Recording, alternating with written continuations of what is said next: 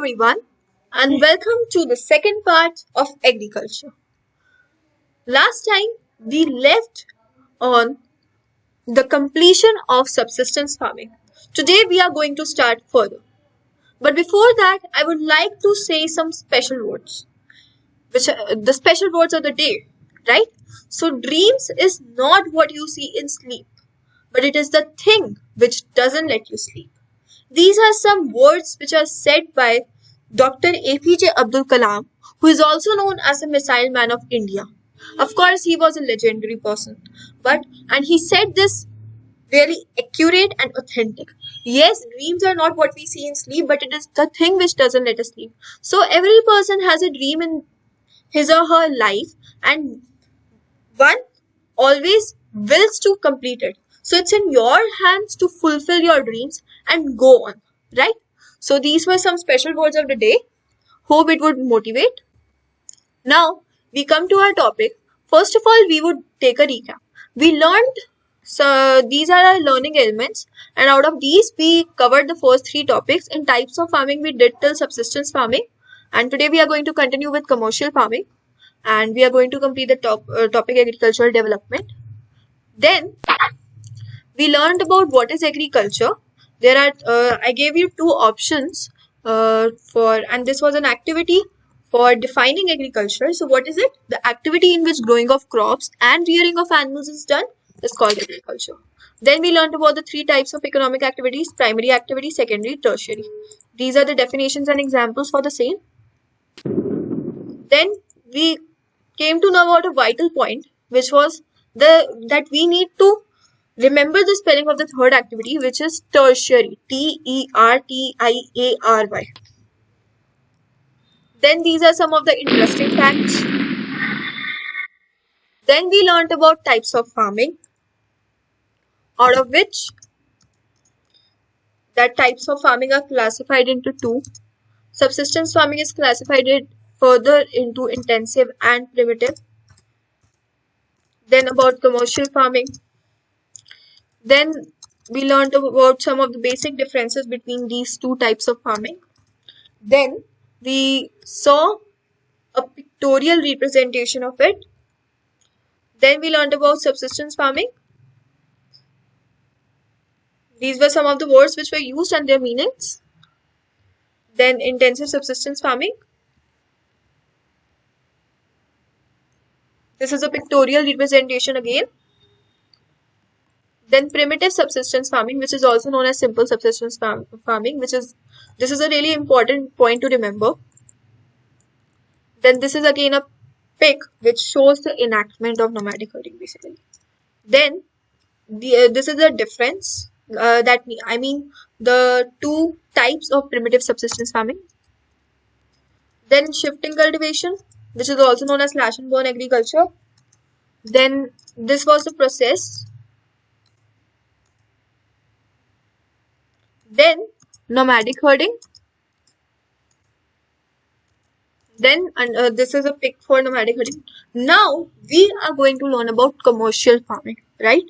So commercial farming is classified into three, which is grain farming, mixed farming, and plantation agriculture, right? So first of all, we'll talk about grain farming. By the name only, we can see that grain means about the cultivation of grains, right? So the chief crops for the same is wheat and maize. It is grown in temperate grasslands like North America, Europe, and Asia. Now, is there any reason behind that? Why is it grown in temperate grasslands only? Basically, why in grasslands, I would say.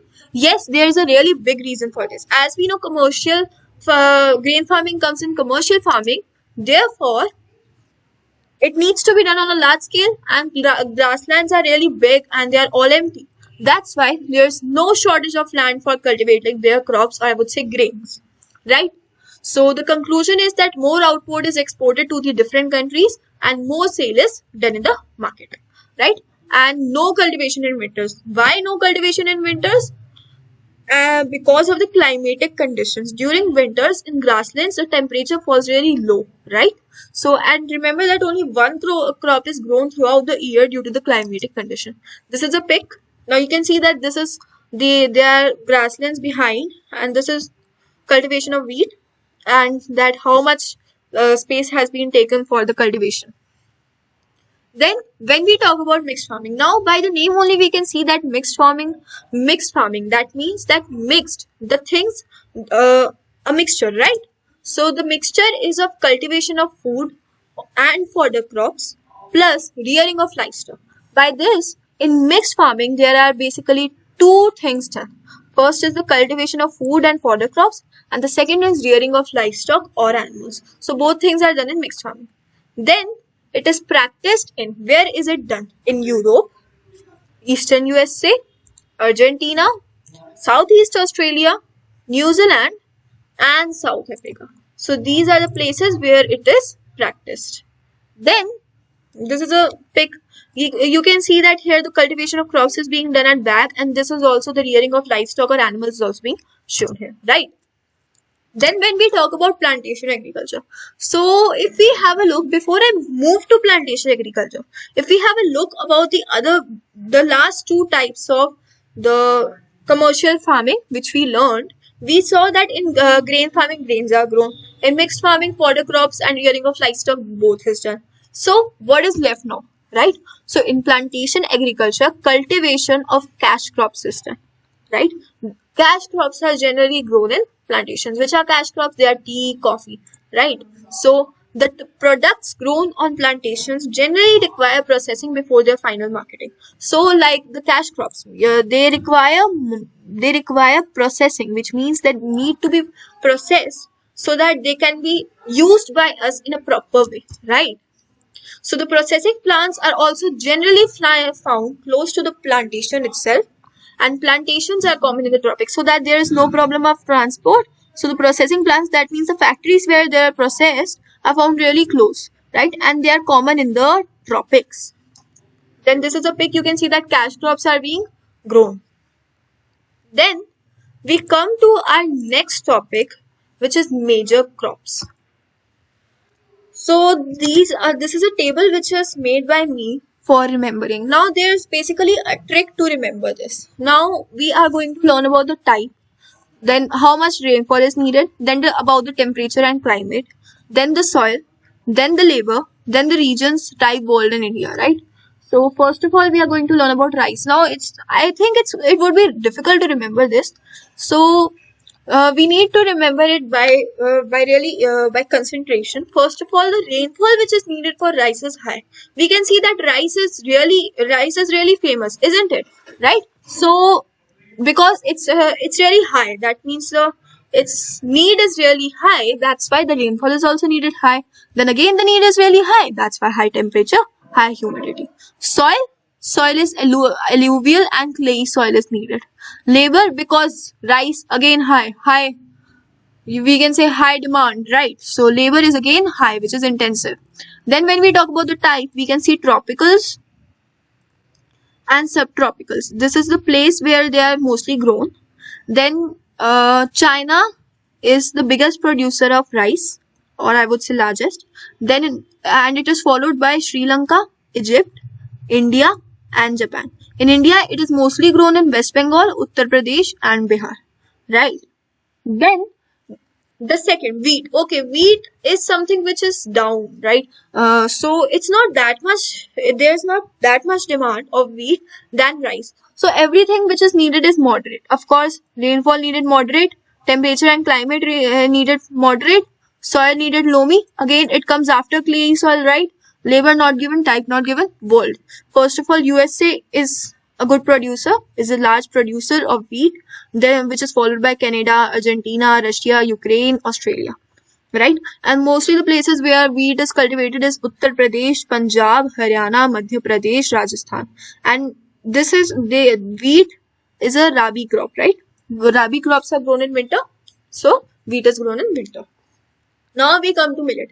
Of course, I think that we have not listened about millet so much, right? So the rainfall which is needed is again low because there's a low demand. You just take it like this, right?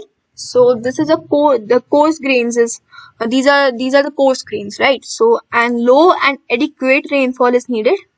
Remember, low and adequate both. low rainfall is needed, but adequate is also needed. Then high to moderate temperature is needed, and less fertile sandy soil is needed, right? And the regions where millet is grown is Nigeria, China, and Niger. Then in India, some of the millets are jowar, bajra, and ragi. I'm sure that most of us have listened these names, jowar, bajra, and ragi, right? Then we come to maize. Okay, now maize. We have listened the name, right? We have listened the name of this crop.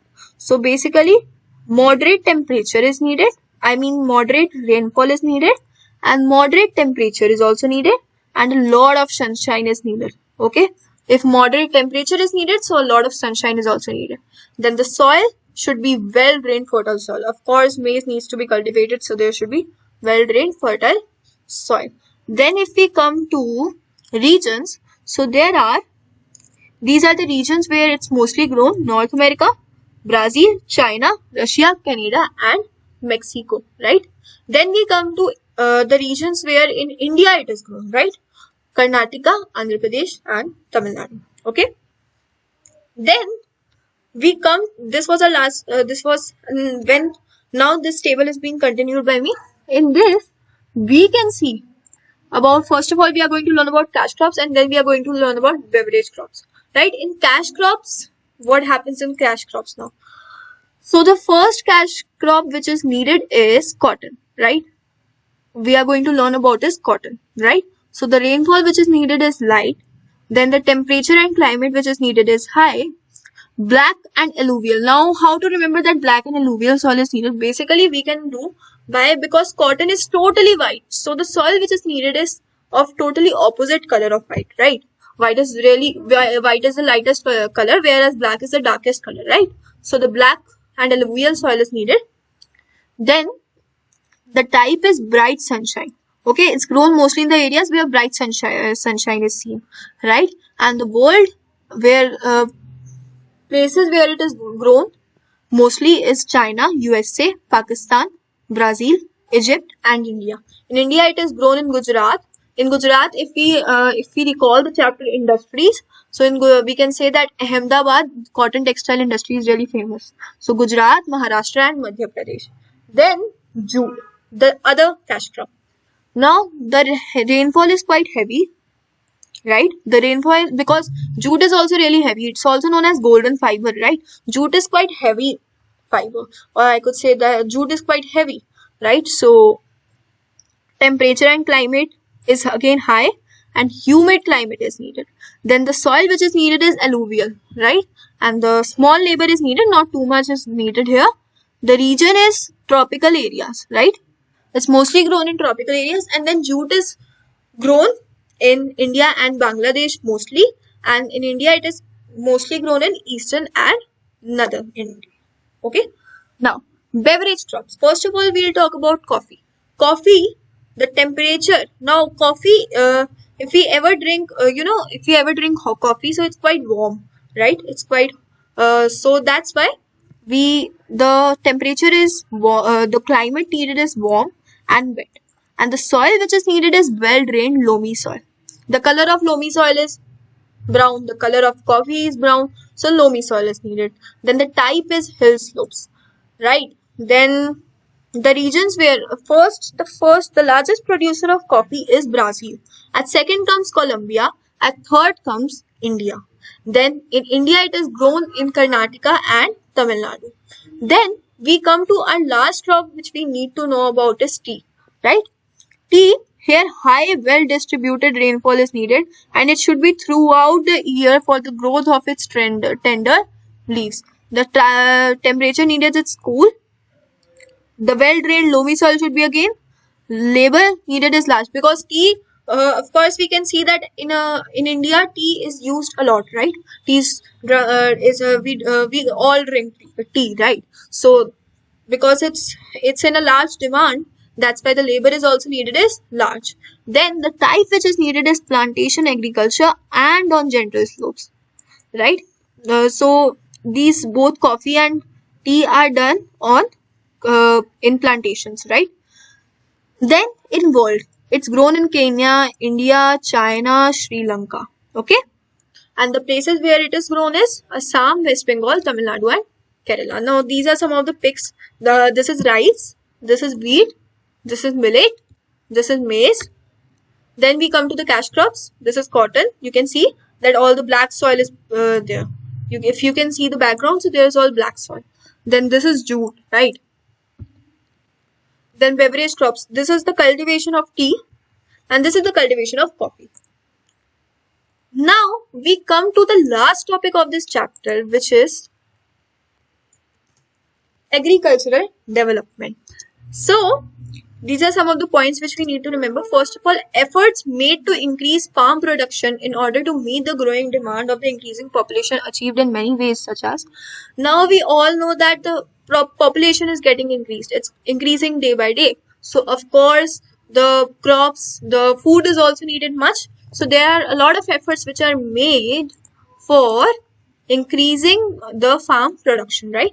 First is increasing the crop area. Second is the number of crops grown, which means multiple cropping. Then improving irrigation facilities, use of fertilizers and HIV seeds. So the ultimate aim of agricultural development is to increase food security. Of course, we get food from agriculture. So of course, the ultimate aim is to increase food security so that each and every person in the world can get food, right? Then the developing countries with large populations practice intensive agriculture where crops are grown on small holdings, which means subsistence farming. Whereas in developed countries like USA and Canada, they carry out agriculture on large farms on commercial scale. Therefore, so India is a developing country. So here subsistence farming is done, whereas in developed countries like USA and Canada, their commercial farming is done. So let us understand agricultural development with the help of a case study on a farm in USA and in India. Now, what is the difference? So let's understand this point in more detail by a case study on a farm in USA and in India, right? So let's talk about it now. India and USA. A typical Indian, Munna Lal, has a farmland about 1.5 hectares. Now, so there's an Indian farmer who has a farmland of 1.5 hectares, right? So the average size of a farm in the USA is about 300 hectares. Now you can see that 1.55 hectares, 1.5 and 300, they both are so much far away, right? That means that here large is being done on large scale, whereas in here small scale is being done. So now Munna Lal has to borrow money to purchase high yielding varieties of seeds from the market every alternate year, right? So he has to borrow money to purchase high yielding varieties. Of course, the farmer is really poor. That's why he has to borrow money. Then the farmers like David. Now David is a farmer in USA. So he grows corn, soybean, wheat and cotton. So in India, mostly subsistence farming exists, as I told, because it's being done on small scale, whereas in USA, crops are grown at commercial level. Then labor availability and small size of farmlands make it for farmers to use intensive farming practices, right? So because because small size of farmlands, so therefore farmers, they have to do intensive farming, whereas large farmlands and less population is suitable to development of this type of farming in developed nations. Of course, commercial farming, 300 hectares, so mechanized machines are being used. India, only 1.5 hectare land, so there's not a lot of machines. It's not so developed farming. So here subsistence farming is done. Now this is a comparison which is done between India's farming and USA's type of farming. Now the theory is finished, and I have